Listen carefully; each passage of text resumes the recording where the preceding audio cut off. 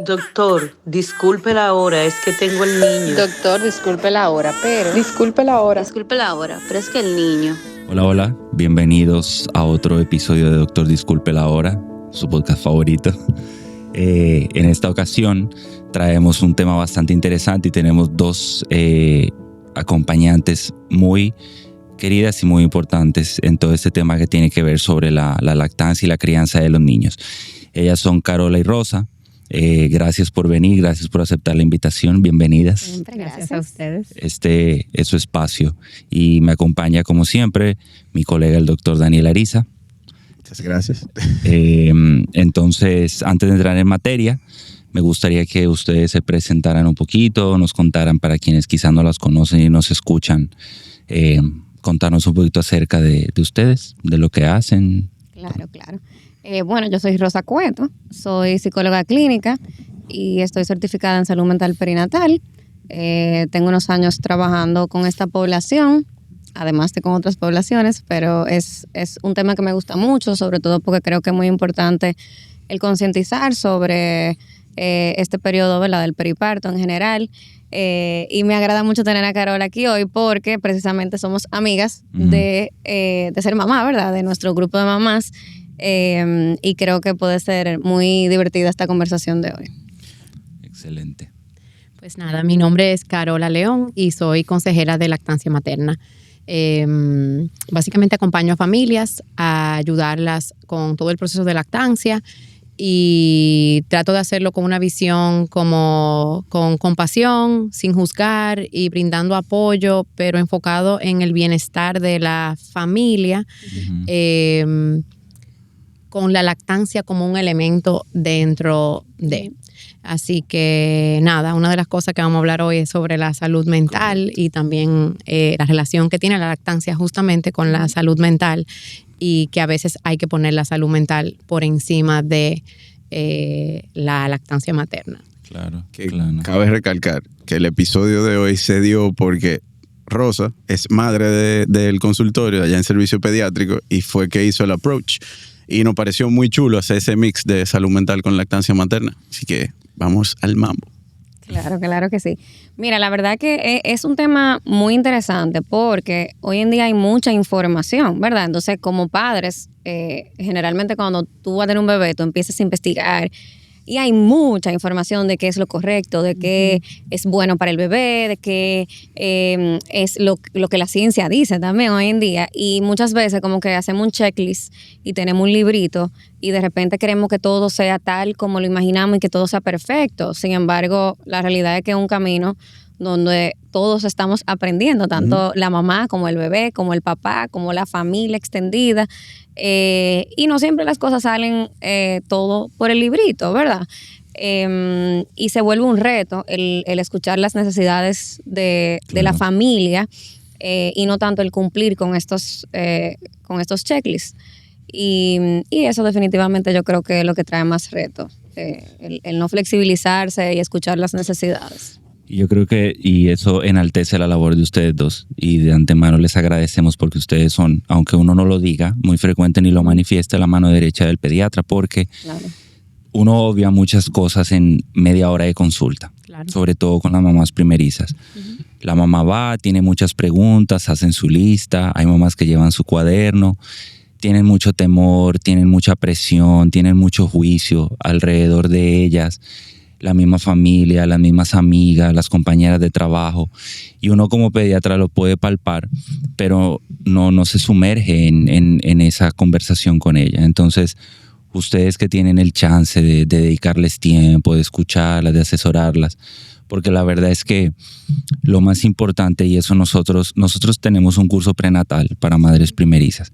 Y siempre que vamos a abordar el tema de la lactancia, lo primero que les decimos es lo más importante para lactar es tu bienestar mental y tu disposición para hacerlo y el apoyo de tu círculo, sobre todo papá, porque el papá es importante también.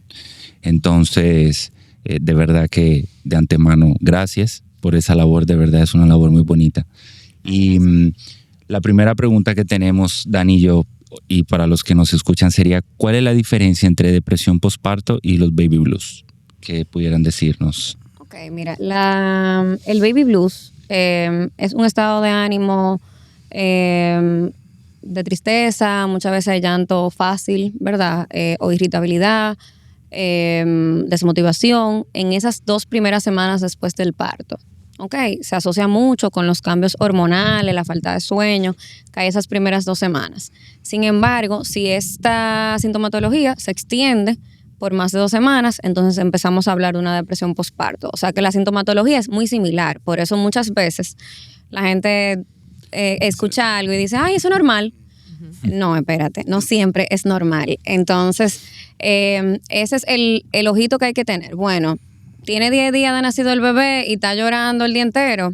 Bueno, es esperado. Ahora, si ya tiene un mes el bebé y sigue llorando el día entero o llora con facilidad, irritable, puede ponerse más profundo, como no querer cuidar al bebé o, ¿verdad?, impedir que pueda cuidar del bebé o de sí misma. Entonces, ya en ese caso estamos hablando de una depresión postparto. Ok, perfecto. Y, por ejemplo, en el contexto de depresión, de ansiedad y todo, ¿cuáles en su experiencia son las preocupaciones más frecuentes de una mamá al momento de todo esto que tiene que ver con el posparto y cuidar al bebé? Mira, bueno, hay que diferenciar que también está la ansiedad posparto, que es ya claro, una sintomatología de mucha preocupación excesiva y muchas veces asociado mucho con la seguridad del bebé, porque es normal que una mamá esté preocupada por si su bebé está comiendo suficiente. Ahora, que se ponga obsesiva, por ejemplo, contando las onzas, o que por ejemplo no pueda lactar porque tengo que contar las onzas que se toma, ya eso empieza un poquito a rayar en ansiedad posparto, ¿verdad? Entonces, eso es común, la preocupación por la alimentación, los pañales sucios, ¿verdad? Que siempre ustedes nos mandan a contar. Pero sobre todo la seguridad, por ejemplo, si está respirando, si no puedo dormir cuando el bebé duerme porque tengo que verlo para ver que no esté, que no le pase nada, ¿verdad? Y ese tipo de cosas también a veces. Si se va a enfermar, si le va a pasar algo trágico, no poder dejar tu bebé con otra persona es otra cosa muy común. Sumamente. Porque creo que solo yo puedo cuidarlo y que si yo no estoy va a pasarle algo.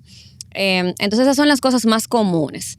La intensidad es lo que nos va a decir qué tan quizá patológico, ¿verdad? Si lo podemos decir así, o qué tan preocupante es esa preocupación de mamá, valga la redundancia, porque una preocupación moderada con un recién nacido es algo que esperamos. Sin embargo, si eso no te permite descansar o es algo que está presente todo el tiempo, pues empezamos a preocuparnos.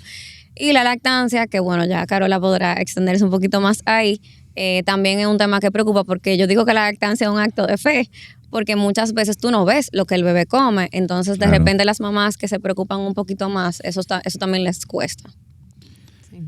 Yo creo que el factor ansiedad hoy en día es algo, o sea, muy marcado, y más en la generación de nosotros, estas nuevas madres. O sea, sí, yo sé porque lo he visto con la paciente de nosotros, pero es como un switch. O sea, yo tengo amistades que la conozco de toda la vida y fueron sumamente tranquilas, easygoing, y tan pronto le nació el bebé se transformaron, o sea, otra cosa.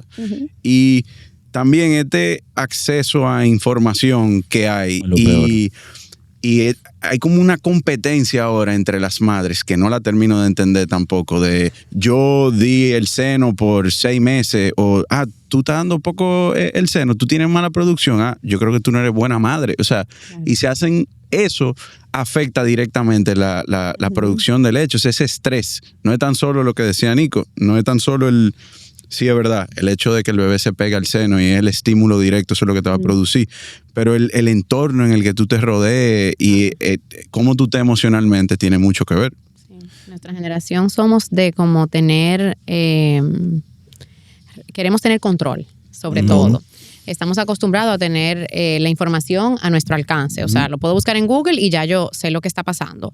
Necesito también como tipificar o ponerle un label a todo. Mi bebé está llorando mucho. ¿Qué le pasa? puede ser simplemente, bebé está llorando mucho, no está teniendo un buen día, posiblemente hasta yo misma ese día estoy, no en mi mejor momento, mi estado de ansiedad, de preocupación se refleja en el estado de mi bebé, pero... por ejemplo, en el tema de lactancia también se ve muy reflejado en el no tener control, el no saber en qué momento mi bebé va a comer, de que un día no es nada igual que el día anterior. O sea, hoy mi bebé puede que coma 8 veces y mañana come 13. Entonces eso genera preocupación, cambió, porque se ha perdido un poquito como el confiar y fluir. Y también nos ayuda cuando comparamos. Yo siempre le digo a las mamás con quien yo trabajo que la comparación es el enemigo de la felicidad o de la tranquilidad. 100%. Porque al final estos grupos de apoyo son, por lo menos yo tengo muchos regalos que me dio Papá Dios, o sea, de amigas que estuvieron ahí a mi lado en ese periodo, que fueron mi fuerza, mi roca, y uno siempre habla con una amiga y le da consejos de lactancia, por ejemplo, basado muchas veces en tu propia experiencia, lo que te funcionó a ti.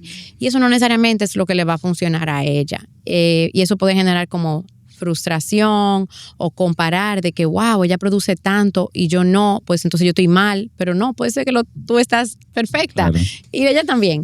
Entonces yo muchas veces recomiendo ahí, si en tema de lactancia están sintiéndose frustrados, lo que sea, buscar ayuda de una asesora, consejera de lactancia, porque, por ejemplo, en mi caso, yo puedo ver, analizar tu situación en particular y ayudarte con tips que te van a funcionar a ti, basado en tu familia. Tú eres mamá de 2, pues yo te voy a dar tal vez otros tips diferentes a una mamá de 1 o una mamá de 3. O sea que nada, es tratar de como entender que cada camino puede ser diferente y evitar esa comparación que muchas veces no ayuda para nada. Yo te voy a hacer una pregunta un poquito comprometedora, así, pero es que lo tratamos mucho en el consultorio sí, también. Es verdad que el apoyo ayuda, o sea, 100%, y las otras experiencias, pero eso va de la mano con comparaciones. Cuando tú, por ejemplo, ya estás con la mamá, la estás asesorando, ¿verdad? Que notas un grado de ansiedad, que ahorita vamos a entrar en esos signos que la mamá muestra que ustedes saben que está ansiosa. ¿Tú le recomendarías, por ejemplo, de los grupos de WhatsApp o los grupos de lactancia, que se quede o que se salga? O encontrar un punto medio, porque yo sé que indirectamente, al ver muchas mamás que quizás, no, yo produzco muchísima, mira, un éxito, y otras que quizás son un poquito más calladitas que no, le puede eso generar una presión sobreañadida. Entonces, ¿tú qué recomendarías o qué tip pudieras tener para eso? Yo creo que eso depende de cada quien. Hay mujeres que ese es su sostén, o sea, esa tribu te ayuda, siempre y cuando sea un grupo donde el enfoque sea como elevar, apoyar, sin hacer sentir mal a nadie. Tú sabes que una mamá que desea muchísimo lactar y puede ser que por X o Y no está produciendo suficiente y ella se siente mal porque le tuvo que dar fórmula, ese no es el momento de tú decirle, ay, pero que tú no hiciste suficiente, que pudiera ser un comentario muy hiriente. Claro. Si es un espacio seguro y de apoyo, yo pienso que eso por lo general siempre aporta. Pero si esa mamá siente que ese espacio tal vez para ella está siendo tóxico o la está haciendo sentir mal, pues entonces lo mejor es que ella se salga o busque otras amistades, o tal vez a veces hay grupos de 15 personas. Sí. Y de esas 15 puede ser que hay 3 que te hacen ruido a ti, pues entonces tal vez quédate con esa o la otra 4 que no, sí son tu ancla y te ayudan. Muchas porque veces hacerlo sola no es fácil. No, Dani, por ejemplo, a veces se los dice en la consulta y es algo bueno.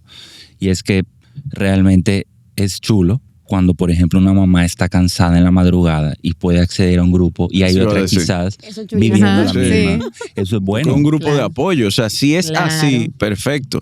Pero si es algo que se vuelve un ambiente tóxico en el que tú no te sientes cómoda, pues, o sea, exclúyete. Sí. La naturaleza del grupo siempre va a ser importante. Y conecto ahí con lo que tú decías ahorita de la competencia. Hay grupos, yo he escuchado, porque gracias a Dios nunca me ha tocado, que viven en una competencia eterna. De, ay, mira, y mi hijo pesa tanto, y mi hijo hizo tanto, y mi hijo hizo que, como showing off, ¿verdad? no es lo mismo que yo escriba en mi grupo, ay, el niño acaba de vomitar y son las 3 de la mañana, no sé qué hacer, y una me diga, ay, yo intenté tal cosa, intenta ver. O sea, el discurso también y el approach que tienen esos grupos y esa comunicación entre esas madres es, yo creo, lo que determina cómo se da. O sea, en el grupo, por ejemplo, de nosotras, yo nunca escuché a nadie, es que tú no te lo pegas suficiente. Uh-huh. No, o sea, alguna le podría decir, intenta pegártelo más veces, a ver cómo te va, uh-huh. O mira, ve a ver si tal cosa, o, ¿verdad? O sea, y íbamos dando ideas, uh-huh. Pero no como criticando lo que otra persona estaba haciendo. Y en el grupo de nosotros había mamás que lactaban y que no lactaban. Claro. Había mamás que usaban pantalla, que no usaban pantalla, y todavía somos amigas, ¿entiendes? Claro. Entonces es mucho la naturaleza de ese grupo y cómo tú te adaptas a ese grupo. Uh-huh. Habrán algunos chulísimos y habrán otros que debe ser una tortura. Y ojo, porque después nos van a crucificar.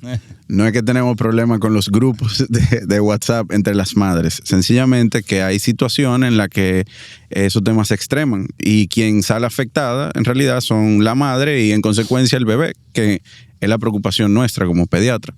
Claro. Y a veces hay que tomar un break de tal vez no ver tus grupos, porque si tú estás en un momento de una baja o sintiendo ese baby blues, no dormiste bien o sientes que todo está saliendo mal, nada está saliendo, y entonces tú entras tal vez a un grupo o hasta en las mismas redes sociales, tú entras a Instagram y tú ves a la amiga tuya que está fabulosa, que fue al salón, se hizo una sesión de maquillaje y se tomó su foto bella y tú estás como vomitada, que no dormiste nada en la noche. O sea, te puedes hasta hacer sentir peor, pero porque te estás comparando. Uh-huh. Entonces, a veces hay que como cortar un poquito eso de mirar hacia afuera y aprovechar ese momento y como que enfocarse hacia adentro y vivir en esa burbujita. Y que lo que entre, lo que tú permites que entre en esa burbujita, como decía Rosa, que sean apoyo, que construyen y que te ayudan a navegar esa situación difícil. Por ejemplo, ya pasando a otra pregunta, otro tema, ¿cuáles son los signos o, bueno, vamos a decirlo, los síntomas que puede presentar una mamá al momento durante la lactancia? Que más llama la atención, que uno puede decir, mira, ella quizás está ansiosa o está deprimida. ¿Cuáles serían? Mira, importante primero decir que la lactancia puede tener efectos positivos y negativos en la salud mental. Uh-huh. Es una realidad. Produce oxitocina, por lo cual hay personas que eso les genera, ¿verdad?, una sensación de bienestar. Y está el tema de vinculación con el bebé también, que pues hay evidencia de que es positivo tanto para mamá como el bebé. Siempre y cuando, claro, esto se dé, que es donde está el tema. Hay mamás donde de repente tienen experiencias de dificultad con la lactancia, ya sea por temas de dolor, por temas ya más técnicos, ¿verdad?, de pezón invertido, de cirugías previas o de cualquier tema de producción que de repente se le hace más retador, ¿verdad? Y eso afecta al final esa vinculación, porque si cada vez que yo me pego a mi bebé al seno, lo que yo experimento es dolor y eso no hay forma de solucionarlo con el apoyo, ¿verdad?, de una asesora, entonces se vuelve una relación pues negativa. Entonces, típicamente, como mencioné anteriormente, vamos a ver un estado de ánimo decaído, a veces irritable, no siempre es que no me voy a parar de la cama, porque ese estereotipo de depresión creo que ha ido desapareciendo, aunque sí se presenta, también tenemos una depresión funcional en la que yo me paro todos los días y entre comillas funciono, pero estoy irritable, estoy decaída, no tengo deseo de hacer cosas que disfruto, pierdo el disfrute de cosas que antes disfrutaba, me preocupo de manera excesiva por cosas que quizás no son tan importantes, no dejo mi bebé con otra persona y así. Entonces, cuando estos síntomas se dan de manera frecuente, por extendidas estas primeras 2 semanas, pues entonces empezamos a preocuparnos. Muchas veces también ahí se alejan de amigos, de familia y se encierran. Les cuesta, por ejemplo, el tema de volver al trabajo. Más allá, evidentemente a todas nos preocupa volver al trabajo, pero empiezan a hacer resistencia con volver al trabajo porque no quieren dejar solo a su bebé. Entonces, cuando tenemos esto por un tiempo, todos los días por un tiempo frecuente, entonces es que empezamos a valorar si hay una depresión o ansiedad. Pero también es muy importante decir que no importa si tú no tienes un diagnóstico igual tú eres merecedora de acompañamiento y de apoyo en esta etapa. A veces el simple hecho de tú poder tener una persona que te permita ampliar ese abanico de opciones y flexibilizarte ante esos retos, pues te va a ayudar, ¿verdad? O sea, si tú haces una cita con Carola y Carola te dijo, mira, pero podemos turnar el seno con extracciones para que tú puedas hacer cosas con tus amigas, vamos a suponer. Wow, en verdad, yo puedo hacer eso. O sea, eso pasa, señores, muchísimo, que de repente estamos tan en ese túnel de la maternidad y del bebé que nos olvidamos de otras opciones que tenemos. Y aún, yo te puedo decir que a mí eso todavía me pasó con mi segundo bebé. Entonces, aunque no tengamos un diagnóstico, yo creo que el simple hecho de tú estar preocupado por ti mismo o por tu pareja o por una persona es suficiente para que una persona pueda también querer un acompañamiento, ya sea profesional o de alguna comunidad. Claro. Válido. Otra pregunta. Y volviendo un ching a lo de la lactancia. Nosotros hemos tenido pacientes que llegan al curso que nosotros hacemos, el prenatal, y desde que se sientan dicen, yo voy a hacer lactancia diferida. A mí, yo tengo un choque cuando dicen eso, porque tú necesitas un estímulo directo para que la producción de leche vaya en aumento. Y si tú quieres desde un inicio dar lactancia diferida, tu producción va a empezar a descender.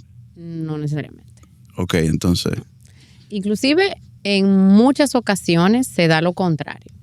Ok. Posiblemente. ¿Por qué? Nace un bebé, ¿verdad? Y el cuerpo se va ajustando. La producción tiene que ir aumentando poco a poco y la demanda del bebé es quien le va a decir al cuerpo cuánto tiene que producir. Hay muchos cuerpos de muchas mujeres que tienen múltiples. Okay, nacen 2 bebés y su cuerpo logra producir suficiente para esos 2 bebés. Entonces, la manera de hacer lactancia diferida sería con un extractor eléctrico, idealmente, doble. Entonces, muchas veces al principio la capacidad de producción es más alta de lo que el bebé está demandando. Por eso ocurre esa inflamación de las mamas, ese engurgitamiento, en lo que el cuerpo está realmente como identificando qué tan grande este bebé, cuánta leche necesita, etc. Si a eso le ponemos un extractor doble de buena calidad, con buena potencia, y en vez de pegar la boca del bebé, ponemos el extractor, y si ahí habían 3 onzas, y ese bebé solamente necesitaba 2, se iba a tomar 2. Él no se iba a tomar las 3. La otra se iba a quedar ahí y el cuerpo poco a poco iba a ir como ajustándose hacia su necesidad. Si habían 3 y el extractor saca 3, pues entonces el cuerpo va a producir más de lo que necesita el bebé.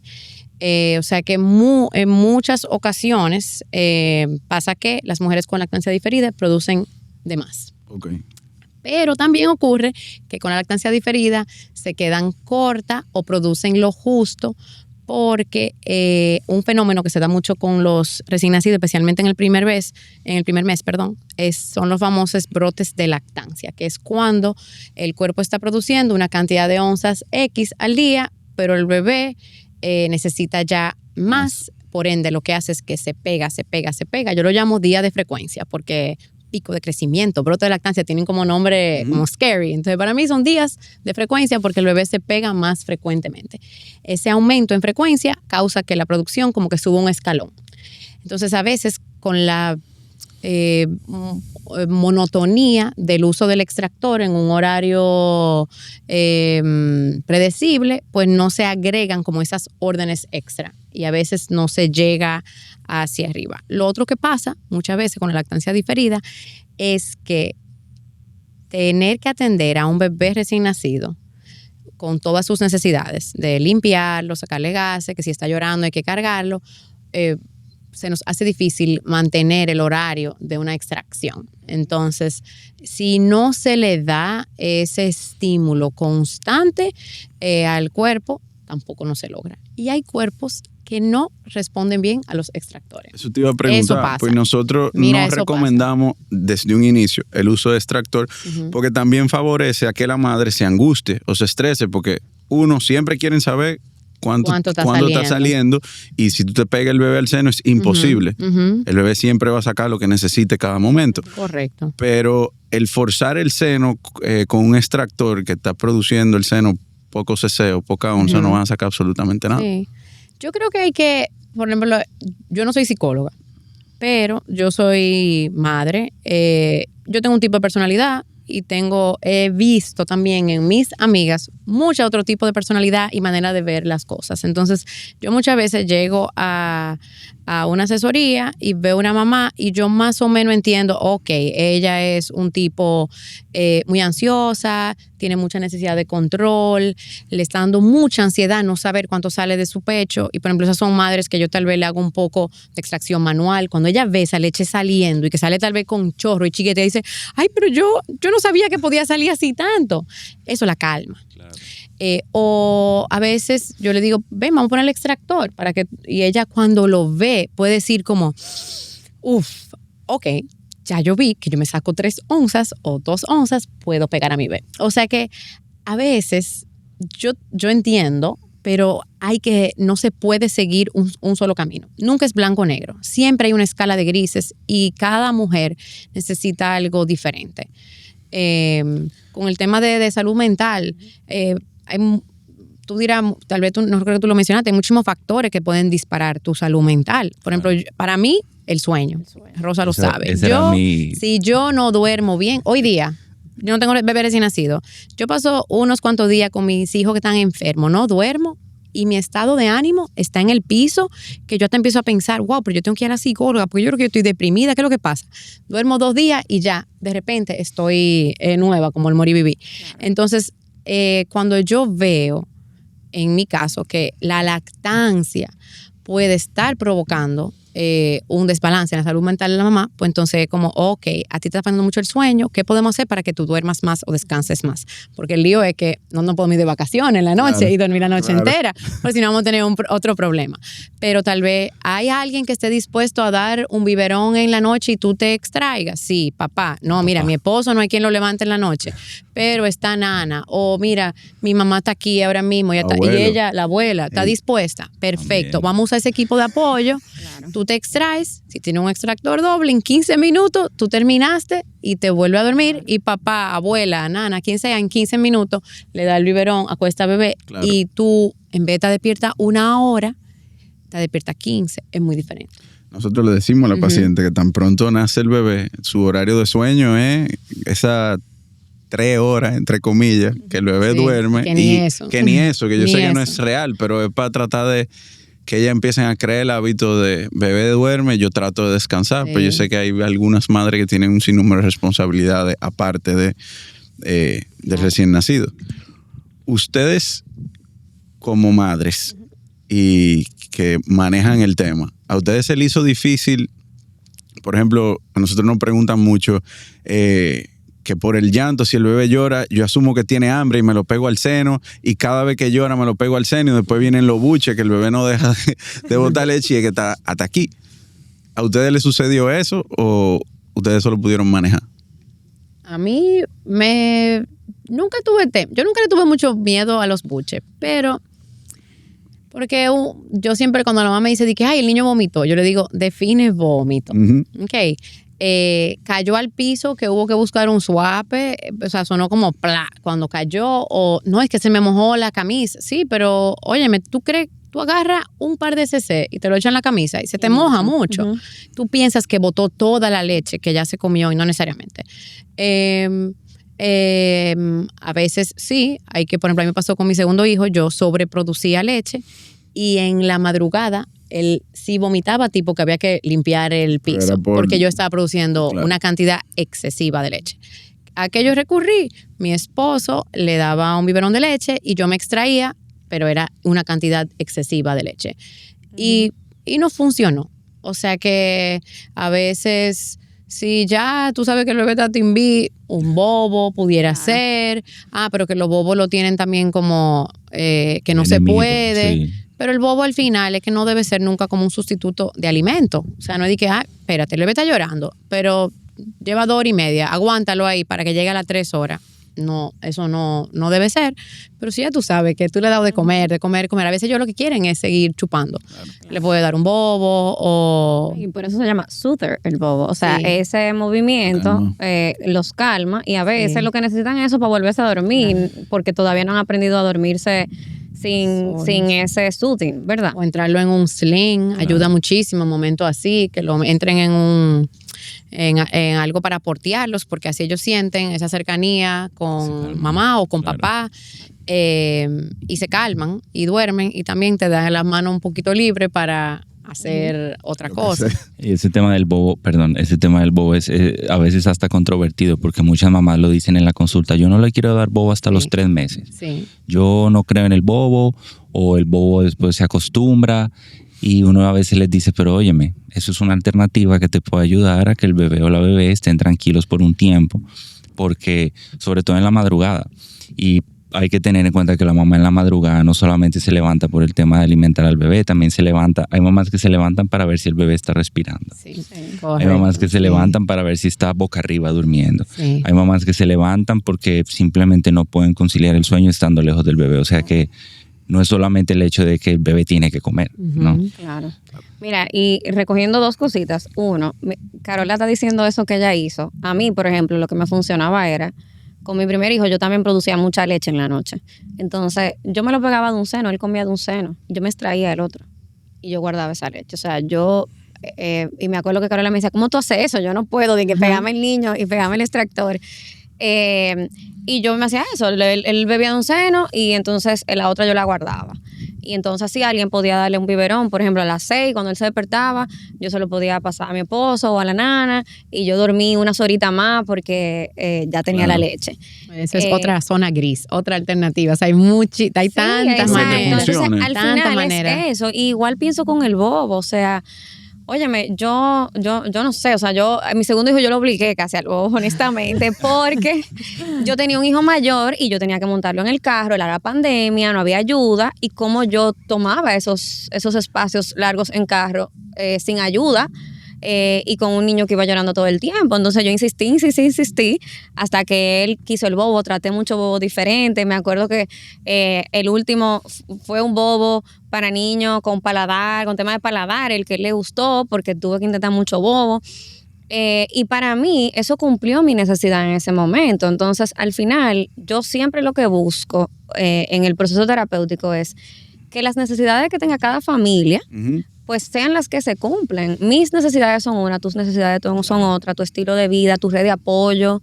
Entonces, en base a eso, yo pienso, y es algo que nosotros hemos conversado mucho, que se preparan para tantas cosas cuando van a tener un bebé y uno compra tantas cosas que, perdón, pero a veces no necesitamos. Exacto, sin saber cómo va a ser la dinámica en casa. Sí. Exacto, y a veces hay que esperar, hay que fluir, hay que ver cuáles son las necesidades en cada momento.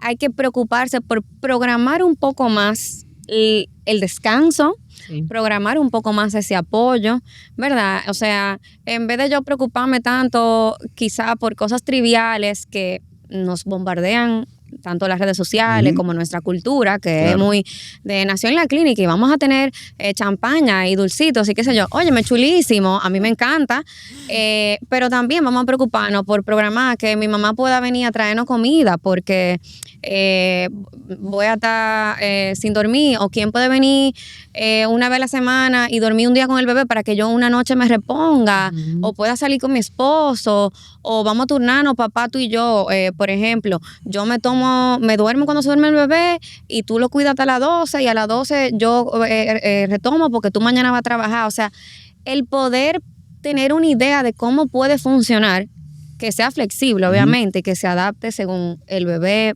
venga, pero que me permita cuidar de todos en la familia, porque nos preparamos mucho para el bebé, pero óyeme, es una revolución.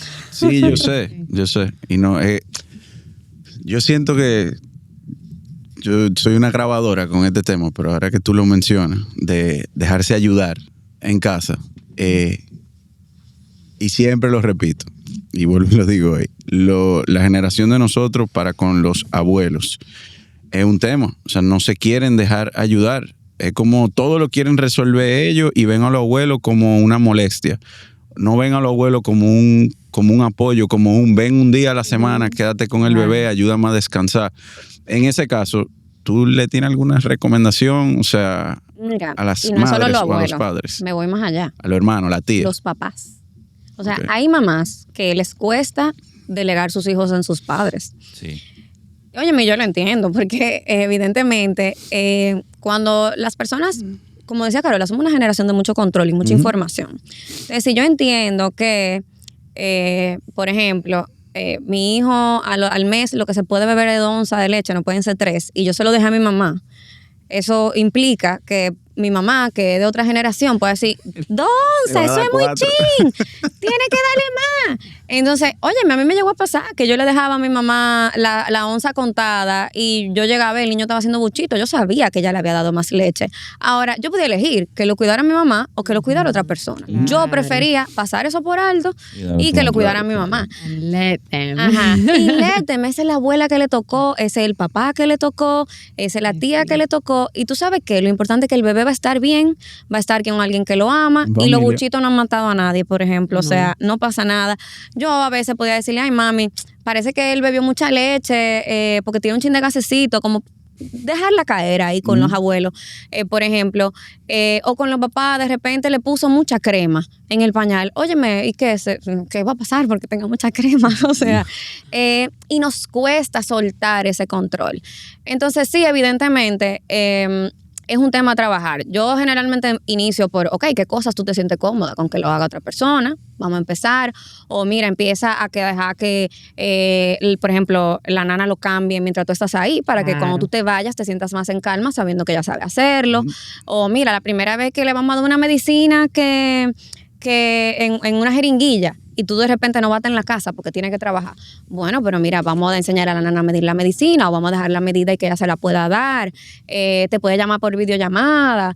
Tú sabes, ahora hay muchas estrategias también, casi todo el mundo tiene cámara, pero es empezar poco a poco a ceder el control, porque tú sabes qué, que la mayoría de las veces cuando volvemos nos damos cuenta que el bebé está bien y tú estás mejor.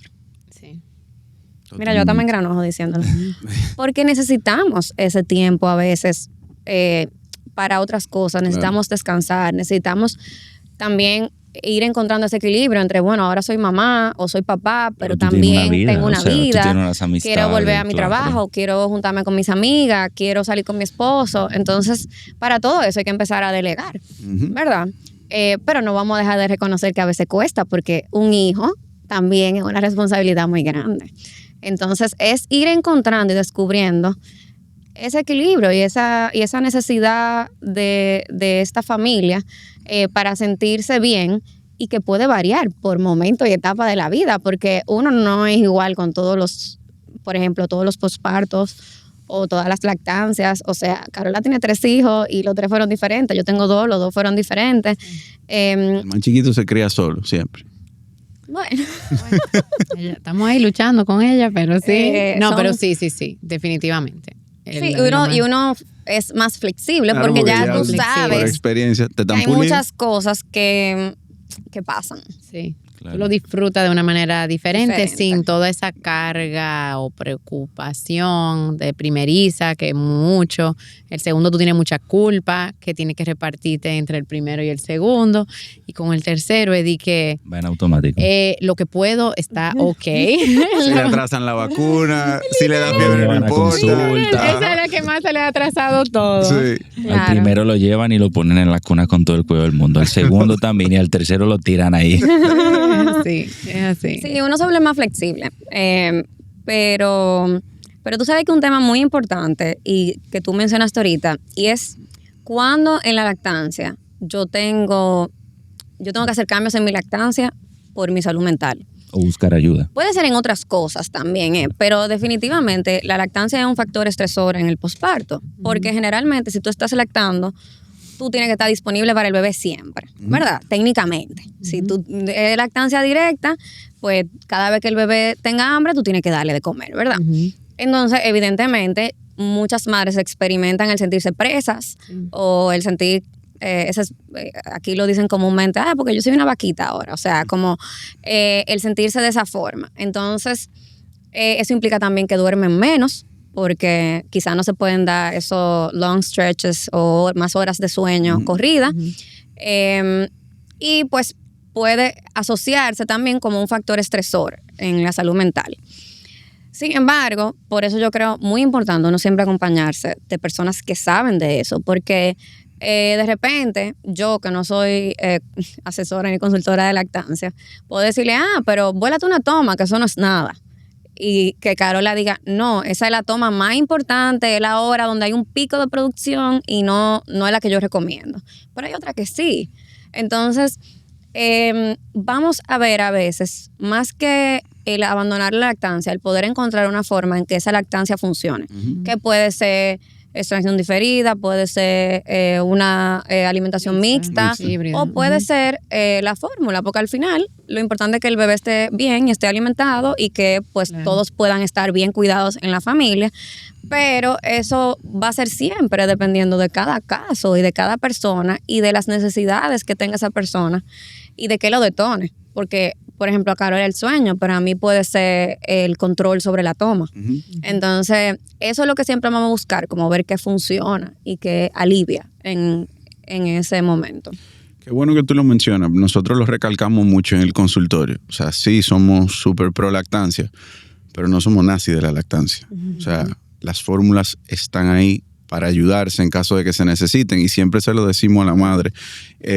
Y hacemos énfasis en que no se sientan que son mala madre o que están haciendo un mal trabajo. Si la producción, pues, lamentablemente no fue la adecuada o la concentración calórica de la leche no es la requerida por el bebé en ese momento, entonces se hace un aporte y se hace una lactancia mixta, o si la mamá definitivamente pues no avanza y no quiere o está pasando por una situación, pues nada, la intención es alimentar al bebé.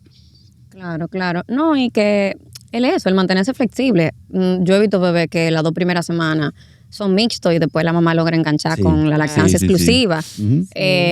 O he visto niños que nacen prematuros y entonces la mamá tienen que obligatoriamente hacer lactancia diferida.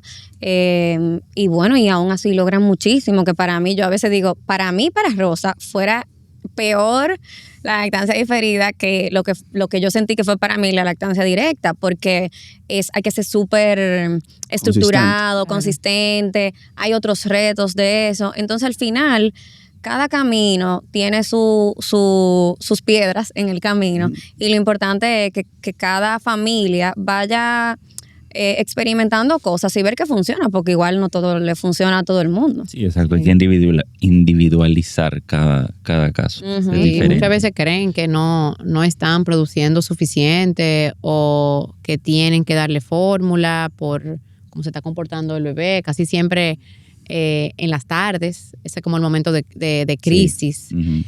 O sea, para una mujer recién parida que llega a esas tardes que le llaman la hora de bruja, la hora loca.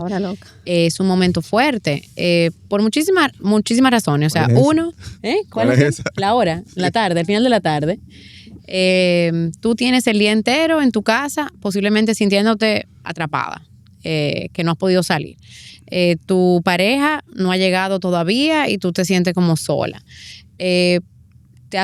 Posiblemente no te has podido bañar o tu bebé te hizo algún desastre encima y todavía huele a vómito o lo que sea, o sea que... llega la tía y te dice, ¿tú no te has bañado? Tu marido no te puede encontrar así. Exacto, la presión. Entonces, ese es el momento que para colmo, hormonalmente, la prolactina, la hormona de producción de leche, está en su punto más bajo, que es al final del día. Yo digo que Dios se equivocó porque ella está más alta, la producción en la madrugada y en la mañanita, y entonces al final del día, que cuando uno está más cansado, que se quería dormir, pues ahí está más bajita. Entonces, es el momento también donde los bebés se vuelven más demandantes e irritables. Sí. Y tu mismo estado de ánimo se refleja en tu bebé, porque uno se va como se alimentando.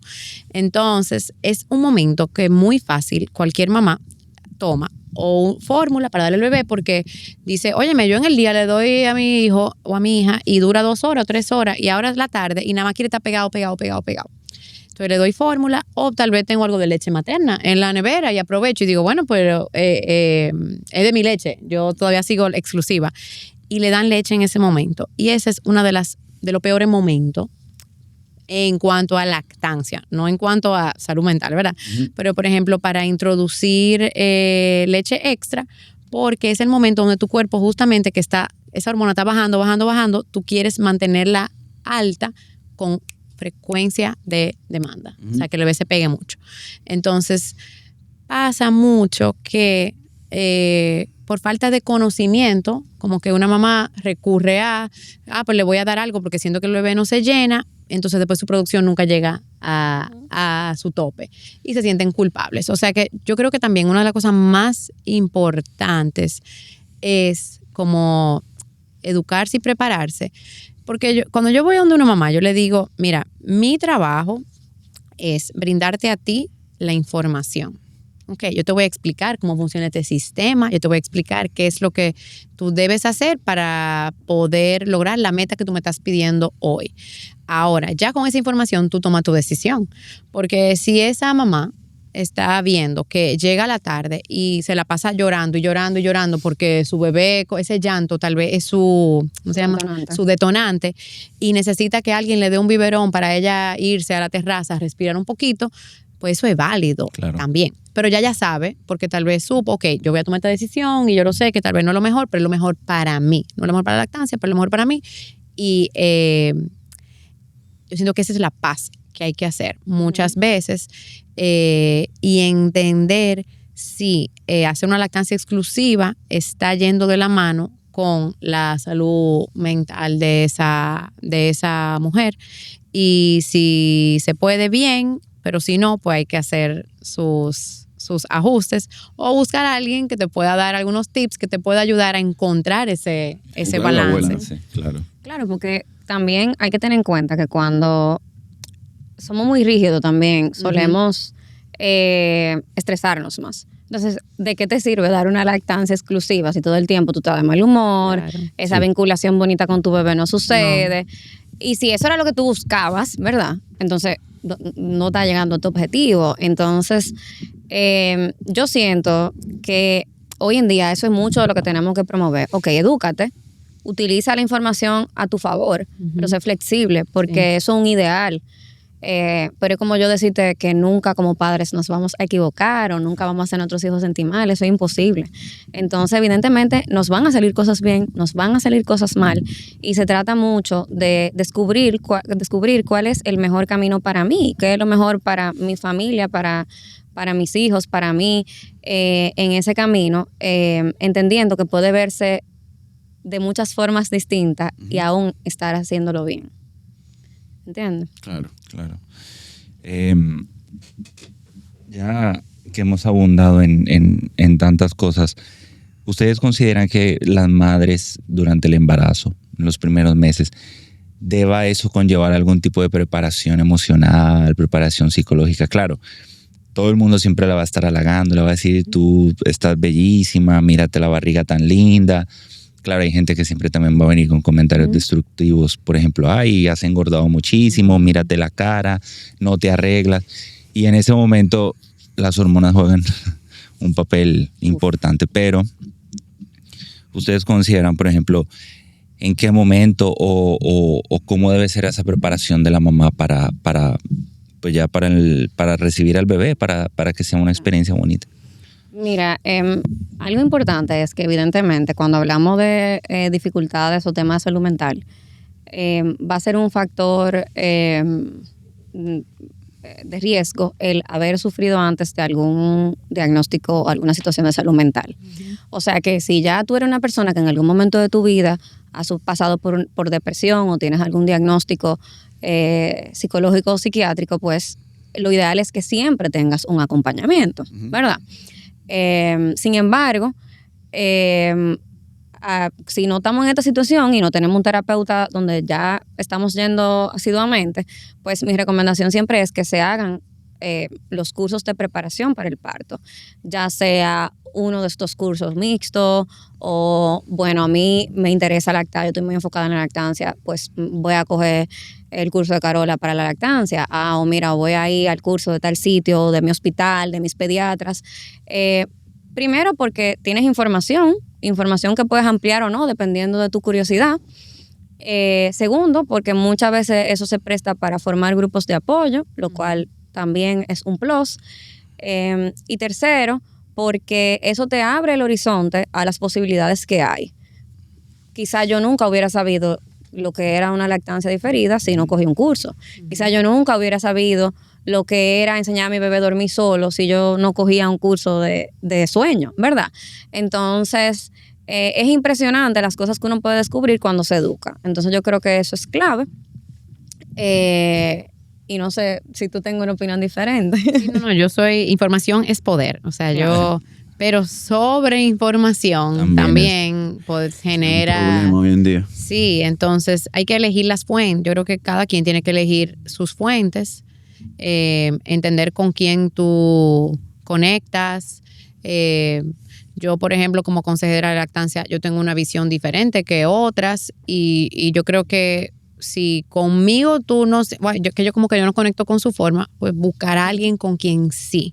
Totalmente. Alguien en quien tú puedas confiar. Igual, los pediatras, que ustedes saben que los pediatras son como los maridos. O sea, es buscar, pero si tú elegiste ese pediatra, es a confiar. Claro.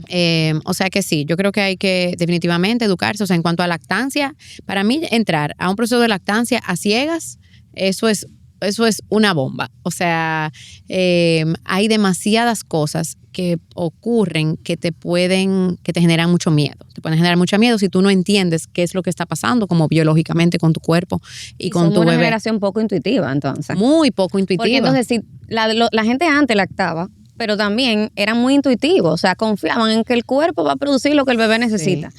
Pero nosotros no somos esa generación. Entonces es como ambiguo a veces el que no me preparo, pero quiero tener control. Pero entonces no lo hago de la manera adecuada. O sea, si tú vas a busca información en personas que están capacitadas, en fuentes que son veraces, que tienen ciencia detrás, ¿verdad? Y como dice Carola, que se parecen a ti. O sea, si tú estás escuchando este podcast y yo no te caí bien, no vaya a mi consulta, porque definitivamente no va a ser bueno para ti. ¿Entiendes? Si tú ves que Carola es súper práctica y tú no eres práctica, no pide una consulta con Carola, porque al final todos conectamos y la conexión es súper importante en todos los procesos. Sí. Yo creo que la confianza, y más hoy en día, es algo imprescindible. Claro. O sea, si tú vas a donde un especialista o donde quien sea, buscando información, tú tienes que confiar en lo que esa persona te está diciendo. Si no, pues ve a otro lugar. Claro. O busca de otra persona. Definitivamente. Hay una expresión que a mí me gusta utilizar durante el curso prenatal. Y nosotros somos muy enfáticos en todo ese tema y en ese momento tan particular que la lactancia. Y es que el papá también lacta. Y la gente que escucha dice, no, pero la verdad, o sea, lo vive. El papá es la pieza o una de las piezas fundamentales en el proceso de lactancia. ¿Qué piensan ustedes? ¿Cuál es la importancia o cuál es el peso del padre o la importancia de la pareja durante la lactancia? Muchísima. O sea, porque puede ser... Perdón, nos escuchan muchos padres y, por ejemplo, hemos tenido papás inclusive aquí en la cabina que dicen, mira, no hay un libro que hable de cómo ser papá. Y es la verdad. La mayoría de libros son de lactancia, de cómo ser mamá, de cómo cuidar a un bebé, de lo que le va a pasar a tu cuerpo, pero no hay un libro que te diga qué va a pasar al hombre. Lo dijeron con impotencia aquí en el episodio. O sea, estaban indignados. No hay un libro, no hay un curso que diga, oye, hombre, prepárate para este tema.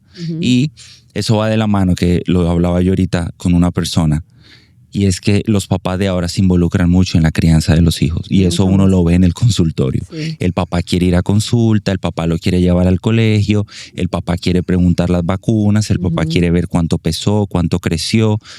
Disfrutan la paternidad. Entonces, aprovechando esta ola de padres, se puede decir millennial, ¿qué piensan o qué opinan ustedes de la importancia del papel del papá? Mira, es crucial. Y en el tema de lactancia, que realmente el papá no puede de su cuerpo no se produce el alimento del bebé, pero el papá puede apoyar en tantísimas cosas que pueden ser alimentar al bebé, o sea, alimentar con un biberón, ya sea de la leche de la madre o con fórmula, pero cambiar un pamper, bañar al niño. El otro día yo di un taller de lactancia y un papá dijo que creo que la mamá no vino a bañar a su hijo como hasta que tenía no sé cuántos meses, porque él todos los días y ese era como su momento de él con su hijo. Yo creo que hay muchas cosas que bueno, hay que fregar, hay que recoger. Si hay otro hijo, el rol del papá es encargarse del hijo o los hijos mayores para que mamá pueda hacer todo lo otro.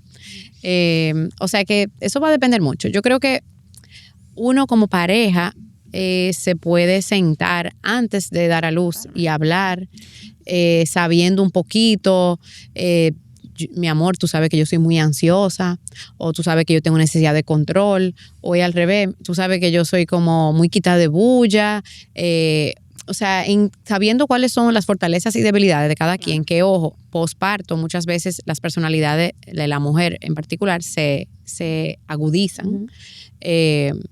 Y saber como, mira, yo espero de ti que tú ayudes con esto, yo voy a delegar esto en ti, pero también el papá le puede decir, o sea, a la mamá, sí, pero mira, pero déjame ser, yo no lo voy a hacer exactamente como tú. Y algo que ayuda mucho es que ambos se preparen juntos. ¿Por qué? Si yo voy a un curso de lactancia y aprendo XX cosa, o a un curso de la preparación de ustedes, no sé si ayudan con el tema del cuidado del bebé, etcétera, y me enseñaron que no se le puede pasar, voy a inventarme algo, un algodón por la frente, no se puede eso, ok, pero mi esposo no lo sabe y él tal vez le va a pasar la cosa por la frente. Entonces yo en ese momento que estoy también hormonal, en un proceso cansada, como en las hormonas me tiran a mí como una leona protectora de mi hijo, puedo entonces atacar a mi pareja. Pero si los dos hubiésemos estado presentes y hubiésemos sabido que eso no se hace, pues entonces estamos un poco más alineados. Ojo, van a haber diferencias, pero lo más alineado que pueda estar una pareja, pues eso puede ayudar a que fluya. Si esa pareja, por ejemplo, sabe que el hombre es nocturno, no necesita mucha hora de sueño, pero la mamá sí, entonces, ok, yo estoy dispuesto a ayudar en la noche. Mi esposo a veces con mi primer hijo hasta venía en la noche y se acostaba en el sofá frente a mí. Él no hacía nada. Él estaba acostado, él se dormía de una vez, tan bello, pero yo no me sentía tan sola, simplemente con esa compañía. O sea que sí hay muchísimas cosas que puede hacer un papá. Y yo creo que una de las cosas más lindas de que no hay tanto libro del padre es que los papás son como tan diferentes a nosotros. Es otro mundo, inventan, rompen esquemas. Mis hijos salían y él le ponía el pantalón de la pijama y no sé qué. Los hijos aprenden un amor diferente, experiencias diferentes con los padres, y también saber que it's okay de que ellos lo hagan a su manera. Ellos van a aprender siempre y cuando el niño esté seguro, ¿verdad? No haya un tema. Comió, está limpio. Sí, ya. Pero y el limpio es cuestionable. Cuestionable. Muy cuestionable. Se bañó, no sabemos, pero papá estaba encargado y los acostó y están felices. O sea, ya, como fluir un poquito. Sí. Yo trabajo también muchas veces cuando tengo un proceso desde el embarazo, el hacer un plan de posparto. Que básicamente es responder esas preguntas, o sea, cómo tú quieres que yo te ayude, cómo vamos a comer, cómo vamos a manejar quizá la empleomanía de la casa, qué vamos a hacer con un hijo mayor. Mira, la verdad en mi posparto anterior yo no me sentí acompañada. Para yo sentirme acompañada yo necesito tal cosa. Y eso, aunque la mamá sea mi paciente, pues muchas veces lo trabajamos en familia porque requiere la familia o la red de apoyo, dependiendo cuál sea. Puede ser papá, pueden ser también a veces los abuelos. Pero a veces el simple hecho de que sea algo que hablamos y acordamos y que yo sentí que me escucharon es un gran apoyo para mí. Sí, claro. Porque definitivamente al final el proceso físico lo vive mamá y papá a veces no sabe ni siquiera cómo eso se siente. Entonces, si yo no lo pido, si yo no comunico lo que necesito, pues cómo papá va a adivinar, ¿verdad? Entonces, muchas veces cuando acordamos algunas cosas se vuelve más fácil, hasta incluso el decir, mi amor, tú sabes que quedamos que tú me ibas a hacer tal cosa, pero en verdad yo no me gusta, o yo pienso que podemos hacerlo de otra forma. Y ya es algo que hablamos, no es, yo te tengo que decir de la nada que no me gusta cuando tú me acompañas, porque tú, por ejemplo, yo tengo una mamá que el papá se la pasaba dándole las comidas que decían que eran buenas para la lactancia, ¿verdad? O sea, le llevaba chocolate, avena, agua con no sé qué cosa, té, los famosos té, y no sé qué. Ella me decía, pero me tenía loca. Entonces yo lo que sentía era como que yo no lo estaba haciendo bien, porque todo el tiempo él me llevaba algo, ¿verdad? Entonces la intención de ese papá era ayudarla y acompañarla. Sin embargo, esa no estaba haciendo lo que él lograba con esta conducta. Entonces también el poder hablar de estas cosas y el tener incluso esos check-ups, como digo yo, bueno, esa reunión de vamos a sentarnos y hablar de cómo están funcionando las cosas, es importante. Pero también permitir que los hijos, y en este caso, ¿verdad?, sepan el papá que le toca. O sea, si el papá pues no sabe combinar la ropa, pues tú sabes que pues el papá que le toca, lo importante es que el niño esté bien, tú sabes. Es como cuando los niños se empiezan a limpiar la nalguita, que yo digo, bueno, pero todos se van a dejar sucio algún día, pero si no, no van a aprender a limpiarse la nalguita. Entonces, de repente, la primera vez que uno pide algo, no solamente a papá, sino a todo el mundo, pues las cosas no van a quedar perfectas o como uno espera, pero también si no le damos la oportunidad, no sucede. Totalmente de acuerdo contigo. Ya bueno, se puede hablar muchísimo y se pueden hacer 5 episodios. Espero que este sea solo el primero. ¿Qué tips le darían ustedes a las madres que nos escuchan? Bueno, y a los padres también, de cómo lidiar con ese sentimiento de culpa, cómo por ejemplo pueden ellos sentir que lo están haciendo bien, las mamás bueno, claro, o sea, esto es algo más que todo que va mucho con los sentimientos, ¿no? Pero ¿cómo pueden ellas entender que están lactando bien a su bebé, que todo va a estar bien? Eso tiene que ir lógicamente de la mano del pediatra y de personas como ustedes que la ayuden, pero para las que quizás no cuentan con eso.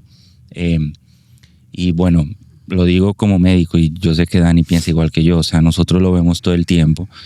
De verdad que, y uno hace un llamado a todos los pediatras porque la mamá durante el primer mes de vida siempre hablan que no, que los primeros 45 días, que es lo más importante, pero hay muchos pediatras que no le dan ese seguimiento al bebé. No se preocupan por la ganancia de peso, por el estado del bebé. A veces entienden que la mamá tiene que saberlo todo y no es así. Entonces, ¿qué tips darían ustedes o ustedes piensan que pueden ayudar a las mamás? Mira, yo creo que podemos ser muy duras con nosotras mismas y nos enfocamos en lo que no está saliendo bien o donde estamos fallando, que lo digo así entre comillas. Es muy fácil latigarse y pasarse ese látigo constantemente por, no sé, X, lo que sea que esté pasando. Y si nos detenemos un segundito a mirar todo lo que hemos logrado, porque en un día, el hecho de que tú cambiaste 8 pañales, ya esos son como 8 palmaditas que tú te debes de dar en la espalda. Es un gran logro. Mi bebé, yo lo bañé hoy, lo he alimentado, o sea, he hecho tantísimas cosas. En mi casa hay comida, la compra del súper, tal vez la hice yo por el celular, o sea, hacemos muchas cosas. Como ver los pequeños logros. Ver los pequeños logros, enfocarse en eso. Yo creo que eso es muy importante. Y tener ese equipo de apoyo y realmente apoyarse en él, no tener miedo de pedir ayuda. Con mi trabajo, yo muchas veces tengo que decirle a las madres, ¿con quién tú cuentas? Cuéntame. Bueno, yo tengo mi suegra y mi mamá, pero ellas pudieran venir todos los días. Bueno, no, pero ellos pudieran alternarse, tal vez un día una, un día la otra. Sí, o en las mañanas. Oye, es mejor que nada. Para que tal vez esa mamá necesita descanso. O tal vez esa mamá lo que necesita es que ese bebé no quiere, la cuna parece que tiene pullas y no quiere tocar una cuna. Y ella se tiene que dar con el bebé el día entero cargado. Oye, ayudaría que venga alguien, cargue a tu bebé y ya tú te das un bañito. O sea, un baño para una mujer recién parida, eso es el logro más grande y tú te sientes llena. O sea que buscar esa ayuda y no sentir que tú tienes que ser la super mamá que lo hace todo. Porque tengo una amiga que ya no tiene nana y ella resuelve todo. ¿Tú sabes qué? A ella le va bien y ella tiene esa fortaleza. Pero si tú te estás ahogando, pues abre tu puerta y busca y pide ayuda. Y no te sientas que tú eres menor, o peor que otra persona, porque criar a un niño o a más de uno realmente requiere una tribu, claro. Definitivamente. Sí, igual. Yo creo que ser gentil con uno mismo siempre es importante en todas las etapas de la vida, pero sobre todo en la maternidad y en la paternidad también.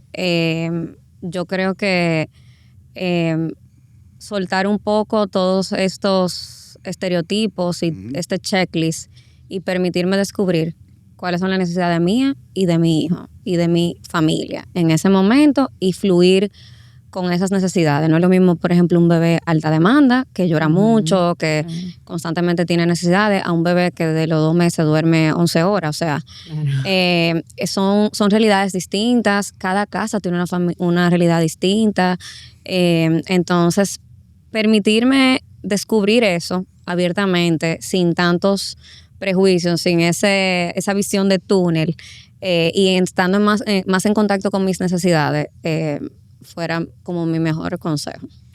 O sea, que nosotros en la consulta tratamos de aterrizar a los pacientes, o sea, con la realidad de lo que va a hacer, no ponerle mucho azúcar, porque es muy bonito hablar de la lactancia y en papel se ve chulísimo, pero es un sacrificio. Muy romántico. Súper, sí, pero es un sacrificio. Sacrificado. Y nosotros tratamos de dejarle saber a los padres, obviamente no es lo mismo llamarlo que verlo llegar, pero para que lleguen con la idea de, mira, esto va a ser un trabajo, vamos arriba, vamos a poner de nuestra parte, y que cuenten también con todos nosotros como un apoyo.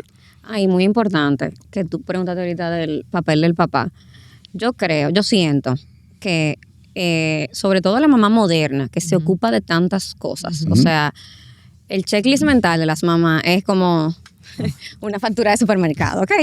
Entonces, realmente, hoy en día vivimos una maternidad muy amplia y sobre todo en nuestra cultura, mamás que trabajan, mamás que tienen una vida social activa, que tienen una vida de pareja activa, que quieren cuidarse a sí mismas, que quieren estar presentes en la vida de sus hijos. O sea, tú estás oyendo todas las cosas, cuidar la casa, ¿verdad? Entonces, a veces, el simplemente tener un comentario que reconozca el esfuerzo y las cosas bonitas y el que tú tienes pendiente algo, se siente tan bien, como que, ay, mi amor, qué bueno que tú estabas pendiente de eso, mira, ya lo resolvimos, porque el niño tenía una uña enterrada y nadie se dio cuenta. O sea, ay, mira, qué bueno que tú estabas pendiente de que hoy era el cumpleaños del mejor amiguito y lo llamamos, él estuvo súper contento de llamarlo por FaceTime.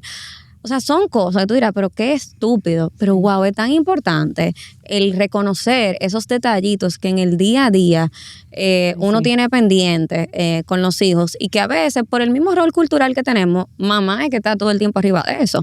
Con un bebé se ve más en el cuidado del día a día, pero según van creciendo los hijos eso también va tomando otro color. Y es como dice Carola, de repente yo estoy lactando, pero estoy pidiendo la compra del súper, estoy mandando a hacer la comida, estoy resolviendo con mi mamá para que me compre el regalo de un cumpleaños o para que lleve el niño mayor a la clase de tarde, porque si no, no puede ir. Y claro, yo digo, bueno, yo me ocupo, yo estoy de licencia y mi esposo está trabajando, pero cónchale, que me lo reconozcan, se siente bien. Se siente bien. Se siente muy bien. Yo estaba haciendo una lonchera de los niños el otro día y mi esposo vino y me dio un beso y me dijo gracias. Y yo como que lo miré, yo dije, como que ¿por qué? Y él miró como que por hacer la lonchera. Y a mí mi mundo se me cayó y fue como, ¡wow! Todo esto yo lo hacía de una manera invisible. Claro. Y ser vista y reconocida. Y así mismo con la lactancia, mira, wow, mi amor, tu esfuerzo, tú estás fajada, no dormiste nada anoche, ¿cómo te puedo ayudar? Esta tarde te agarro el bebé para que tú hagas una siestita. Ese tipo de cosas hacen una diferencia. Atención, padres. Sí. A los que decían que no había cómo. 101, coming soon. Ahí está.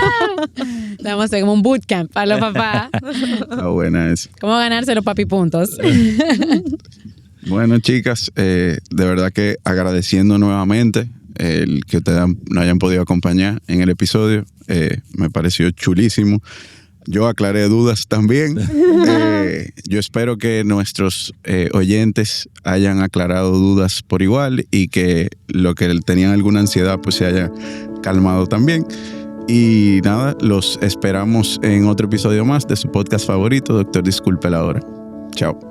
Bye. Bye.